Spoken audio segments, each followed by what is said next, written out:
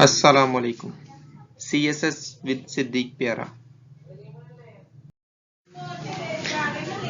CSS का compulsory subject है Pakistan affairs. उसके हम पास्ट देखेंगे। ये पास्ट पेपर है 2018। इसका क्वेश्चन नंबर 3, क्वेश्चन नंबर 2 पिछली वीडियो में सोल्व कर दिया गया है। अब है question number 3। Discuss the 3rd June plan or Mountbatten plan and also describe how it was implemented. Let's solve. 3rd June plan, Mountbatten plan. The legislature representative of the Indian National Congress, the Muslim League and the Sikh community came to an agreement with Lord Mountbatten on what has come to be known as the 3 June plan or Mountbatten plan. This plan was the last plan for independence. अच्छा, तो Mountbatten plan भी से कहते हैं और 3rd जून plan भी कहते हैं। इंडिया की जो सियासी जमातें थी, इंडियन नेशनल कांग्रेस थी सबसे बड़ी, उसके बाद थी मुस्लिम लीग और एक कम्युनिटी और भी थी, वो थी सिख कम्युनिटी। वो इंडिया के लास्ट गवर्नर जनरल जो था लॉर्ड माउंटबेटन, उसके साथ उन्होंने एग्रीमेंट किया। उसे कहते हैं माउंटबेटन प्लान या 3rd June plan.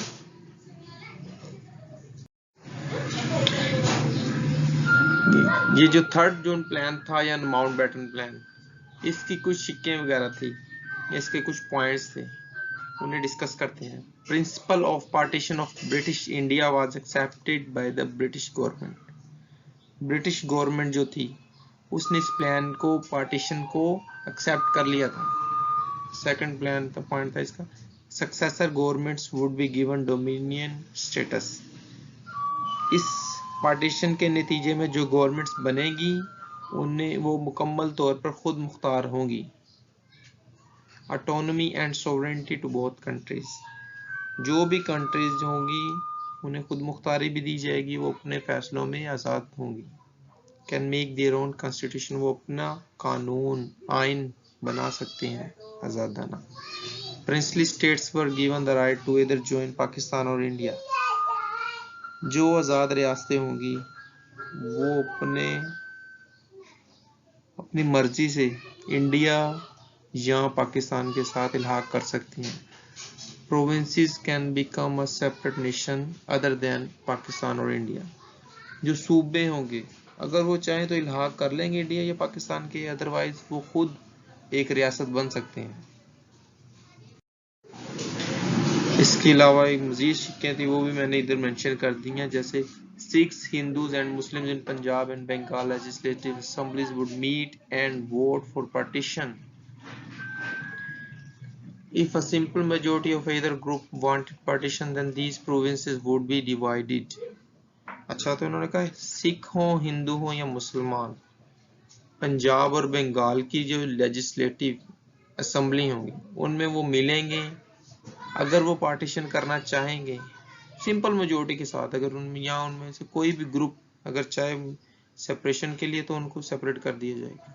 For example अगर सिख चाहेंगे तो उनको सेपरेट किए, मगर सिख नेशन ने सेपरेशन के लिए नहीं कहा था, सिर्फ मुस्लिम ने कहा था, इसलिए उन्हें सेपरेट कर दिया गया। Sindh and Balochistan were to make their own decision.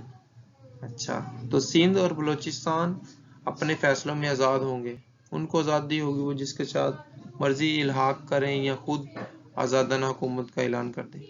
The fate of North-West Frontier Province and Sylhet District of Assam were to be decided by referendum.